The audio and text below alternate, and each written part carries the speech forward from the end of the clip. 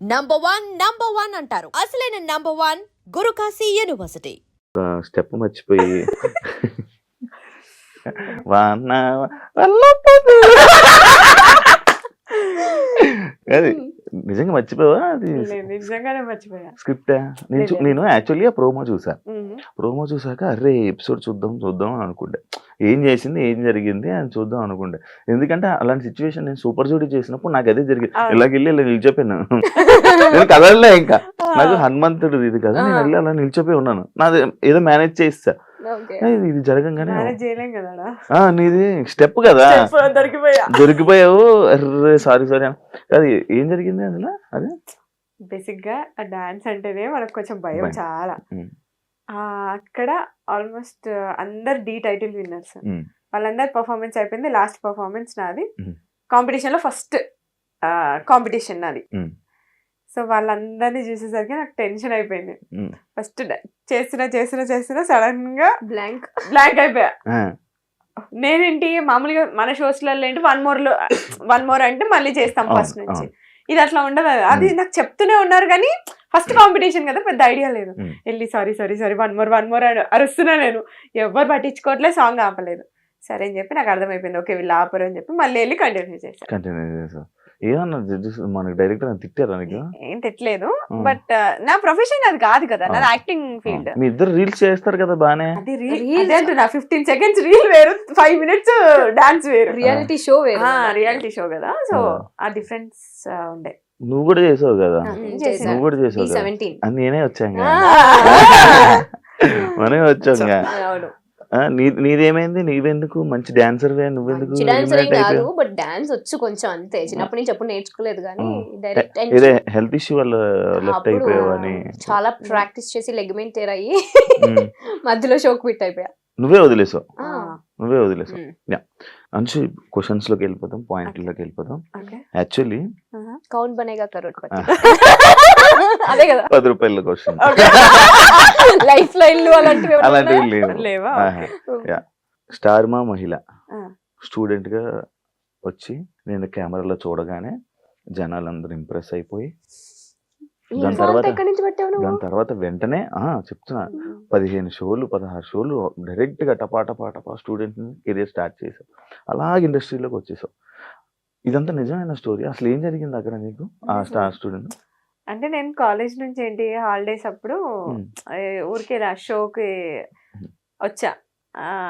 వచ్చినప్పుడు సరే నేను నాకు మెంటాలిటీ ఎట్లా ఉంటుంది అంటే నేను కొడితే విన్నరే, అది టార్గెట్ ఉంటుంది. సో విన్నర్ అయ్యా 2 గిఫ్ట్స్ వచ్చాయి. సో గిఫ్ట్స్ నచ్చాయి నాకు. అంటే ఇట్లా రైస్ కుక్కర్, వాషింగ్ మిషన్ ఇలాంటి పెద్ద పెద్ద గిఫ్ట్లు ఇచ్చేవి. ఇప్పుడు సరే ఇవేదో బాగుంది కదా అని చెప్పి కంటిన్యూగా షోస్ అట్లా వెళ్ళడం. ఆ హాలిడేస్ అప్పుడు అన్ని ఛానల్స్ అన్ని కవర్ చేశా. వాళ్ళే పిలిచారా? ఒక షోకి వెళ్తే ఇంకా కామన్ గా ఉంటది కదా, అంటే కనెక్ట్ ఉంటది కదా, తెలిసిన వాళ్ళు అట్లా. సో అట్లా పిలిస్తే అన్ని షోస్ కి వెళ్ళి అన్ని విన్నర్స్ వస్తుండే, అన్ని ఒక షీల్డ్ ఒక గిఫ్ట్, ఒక షీల్డ్ గిఫ్ట్. ఇప్పుడు వాళ్ళ ఇంటికి వెళ్తే ఎదురుగా అన్ని స్టార్ మహిళ ఉంటాయి మొత్తం. అన్నిసార్లు వెళ్ళావా స్టార్ మహిళకి? 13 times వెళ్ళా. సీరియల్ లోకి వెళ్ళా, మళ్ళీ అటు నుంచి ఎలా కనెక్టివిటీ? అదే షోలో చూసి కాల్ చేశారు, ఆడిషన్ కి వెళ్ళాము, ఓకే అయిపోయింది. దాని తర్వాత ఇటు ఇండస్ట్రీలో ఎవరు లేరు నీకు? అస్సలు జీరో. మాకు అసలు యాక్టింగ్ అంటే పోయి అక్కడ నిల్చొని స్క్రిప్ట్ ఇచ్చారు, అది పట్టేసాం, చెప్పేసాం, అయిపోయింది. దాని తర్వాత ఓకే మళ్ళీ ఒకసారి ఆడిషన్ రమ్మన్నారు, వెళ్ళాము, అయిపోయింది. యాంకర్ శ్రీప్రియ. ఓకే, కొత్తగా ఉంది వినడానికి. యాంకర్ అవుదాం అనుకున్నావు, సీరియల్స్ లోకి వచ్చావు, మధ్యలో చేసావు కదా, యాంకరింగ్ చేసావు కదా. ఫస్ట్ లో చేసా, సీరియల్స్ కి రాకముందు కొంచెం ట్రై చేసా. గుంటూరులో యాక్చువల్లీ రేడియో మిర్చి వాళ్ళ ప్రైవేట్ షోస్ అవి చేసేదాన్ని అనమాట. వచ్చిన తర్వాత స్టార్ మాలో ట్రై చేద్దాం అని చెప్పి చాలా ఆడిషన్స్ ఇచ్చాను. బట్ ఏదో ఒక చిన్న షోలో ఒక 3 యాంకర్స్ ఉంటే అందులో ఒక యాంకర్ గా కూర్చోబెట్టారు. అప్పుడు మనకు అంత టాలెంట్ లేదు కాబట్టి. ఎందుకు లేదు, మంచి టాలెంట్ ఉంది. కొంచెం భయం ఉంటది కదా కొత్తలో, మనకి ఏం తెలియని ప్రపంచం ఇది, కొంచెం బిక్కు. సో ఆ టైంలో ఉండే అలా. సో అది యాంకర్ గా అక్కడే ఆగిపోయి యాక్టర్ గా అలా కొనసాగింది అనమాట. మళ్ళీ చేయాలనుకోలే ఎప్పుడు యాంకర్? చేయాలని అనుకున్నా, కాకపోతే నాకు తెలియని విషయం ఏంటంటే ఇటు యాంకరింగ్ ఇటు యాక్టింగ్ రెండు బ్యాలెన్స్ చేయొచ్చు, మల్టిపుల్ టాస్కింగ్ చేయొచ్చు అనే థాట్ నాకు అప్పుడు లేదు. సో కంప్లీట్ యాక్టింగ్ వచ్చా కాబట్టి యాంకరింగ్ అనేది పక్కన పెట్టేసా. బట్ ఇప్పుడు మంచి ఆపర్చునిటీ వస్తే డెఫినెట్లీ చేస్తా. కూర్చుంటా దా, ఏ రోజు నిన్ను ఎవరు ఇంటర్వ్యూ చేయలేదు కదా. చేశాడు, రవాణా చేశాడు. నీ కళ్ళు వల్ల నువ్వు ఇండస్ట్రీలో నీకు మంచి నేమ్ వచ్చి మంచి ఫేమ్ వచ్చింది, ఆడియన్స్ బాగా కనెక్ట్ అయ్యారు అని అంటే యాక్సెప్ట్ చేస్తావా? ఓన్లీ కళ్ళు వల్ల అంటే నేను యాక్సెప్ట్ నీ వల్ల లేదు, నీకే ఉన్నాయి ఆ కళ్ళు. I meant to say work related కూడా ఉంటుంది కదా అని. అంటే జనాలు అట్రాక్ట్, నేను జనాల కోసం జనాలు అట్రాక్ట్ అయ్యి నీకు మంచి కాంప్లిమెంట్స్ వచ్చింది నీ కళ్ళు. ఎందుకు సీరియల్స్ ఆపేసావు? సీరియల్స్ ఆపేయలేదు, గ్యాప్ వచ్చింది అంతే, ఇవ్వలేదు. అది రీజన్ ఉంటది కదా. రీజన్ ఏం లేదు, బట్ అంటే నువ్వని కాదు, నేను బేసిక్ గా మనం వింటూ ఉంటున్నా చూస్తూ ఉంటుంటున్నా ప్రతి ఒక్కరు వదిలేస్తున్నారు సీరియల్స్ ని. ప్రాబ్లం ఏంటంటే వదిలేయట్లేదు. మన తెలుగు వాళ్ళకి ఏంటంటే ఆపర్చునిటీ తక్కువ తక్కువ ఉంటున్నాయి. అయిపోయింది. Yeah. ఇప్పుడు బయట వేరే స్టేట్స్ నుంచి తీసుకొస్తున్నారు కాబట్టి వాళ్ళకి ఎక్కువ ఆపర్చునిటీ వస్తుంది. సో మన తెలుగు వాళ్ళకి తక్కువ వస్తుంది కాబట్టి ఎవరు చేయడానికి ముందుకు రావట్లేదు. ఇప్పుడు ఇప్పుడు ఎవరైనా ఆర్టిస్ట్ అయినా కూడా అంటే మెయిన్ ఉండేలా చూసుకుంటారు. సో అది కాకుండా జస్ట్ 2-3 డేస్ క్యారెక్టర్ అంటే ఎవరు యాక్సెప్ట్ చేయరు కదా. సో అందుకని మన తెలుగు వాళ్ళకి అనిపించట్లేదు అంతే. సో ప్రాబ్లం ఏంటంటే రెండు, ఒకటి క్యారెక్టర్ సాటిస్ఫాక్షన్ ఉండాలి, రెండు డబ్బుల్ సాటిస్ఫాక్షన్ ఉండాలి. ఈ రెండు లేనప్పుడు చేయడం దేనికి అనేది పాయింట్.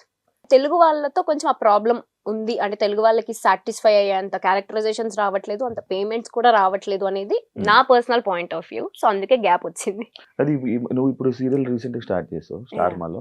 నేను ఆల్మోస్ట్ 2 years గ్యాప్ తీసుకొని చేస్తున్నా. నాకు తెలుసు కదా, ఆ గ్యాప్ లో నేను కూడా ఉన్నాను. ఆ ఆ gap గ్యాప్ లోనే వచ్చాయి actually yeah, మనం, yeah. ఆ గ్యాప్ లోనే పరిచయం.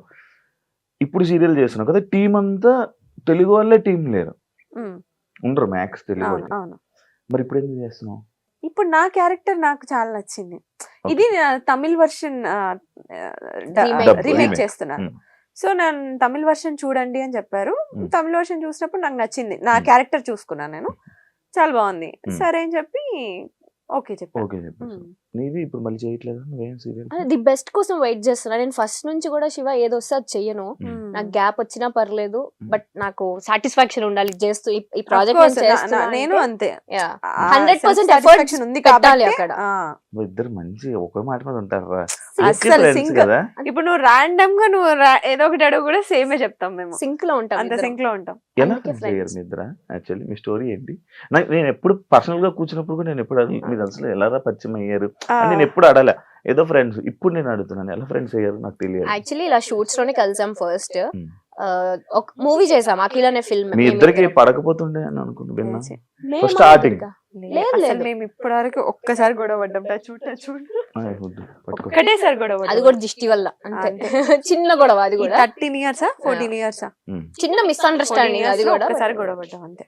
ఇప్పుడు ఎప్పుడు రీసెంట్ గా అంటే 1 year దాటి 1 year బ్యాక్. 1 year బ్యాక్ నేను ఎప్పుడు చూసినట్టున్నాను ఒకసారి ఇద్దరు గొడవ. ఇక్కడ కాదు, మేము ట్రిప్ వెళ్ళినప్పుడు ఆ ట్రిప్ లో ఒక చిన్న అసలు జుజుబి అలాంటిది దిష్టి వల్ల. నిజంగానే ముందు రోజు అందరూ మీరు ఎంత మంచిగా ఉంటారు, మీరు ఎంత మంచిగా ఉంటారు, ఏం గొడవ. నైట్ గొడవ అయింది, మళ్ళీ ఆఫ్టర్నూన్ కి సెట్ అయిపోయాం.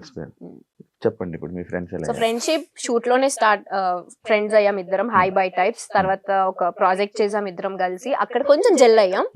బెస్ట్ ఫ్రెండ్స్ అయితే డెఫినెట్లీ కాదు, బట్ ఉన్న వాళ్ళల్లో మేమిద్దరం కొంచెం ఎక్కువ జెల్ అయి ఉంటాం అనమాట. సో అలా ఫ్రెండ్స్ కలిసి 3 projects చేసాము, బట్ అంత క్లోజ్ ఏం కాదు, హై బై టైప్స్ ఏ ఉండేవాళ్ళం. అలా ఫ్రెండ్షిప్ అలానే వెళ్తూ ఉన్న కొద్దీ లైఫ్ లో ఇలా మన ఏజ్ పెరుగుతున్న కొద్ది ప్రాబ్లమ్స్ పెరుగుతాయి కదా, చిన్న చిన్నవి. I am still 16. నమ్మేస్తారు, ఎలగలా ఉంటది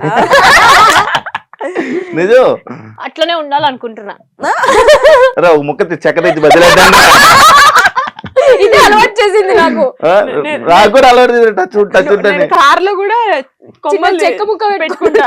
అంటే ఒకవేళ సడన్ గా టచ్ వుడ్ ఎవరైనా అన్నారనుకో, టచ్ చెప్పులు తెచ్చుకో, కింద చెక్కే ఉంటుంది. ఒక ఫ్రెండ్ అవ్వాలని అంటే ఒక కనెక్షన్ ఉండాలి, ఒక సిచ్యువేషన్, ఒక పాయింట్ రావాలి.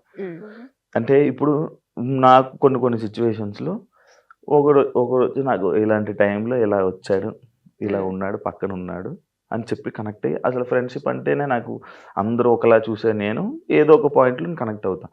అలా మీ ఇద్దరికి ఒక పాయింట్ ఏదో ఒకటి ఉండే ఉంటది, ఒక సిచ్యువేషన్. మేము అంటే హెల్పింగ్ నేచర్ కళ్ళతో మాట్లాడేసుకుంటున్నారు కదా, ఏ పాయింట్ చెప్దామా? కైండ్నెస్ ఎక్కువ. ఆ? మా ఇద్దరు పాయింట్స్ ఎట్లా కలిసాయంటే కైండ్నెస్ ఎక్కువ, హెల్పింగ్ నేచర్ ఎక్కువ. లో టైమ్ లో ఉంటాం. ఇప్పుడు తను లో ఫీల్ ఉందంటే నేను ఎక్కడున్నా సరే నేను వెళ్ళిపోతా తన ప్లేస్ కి.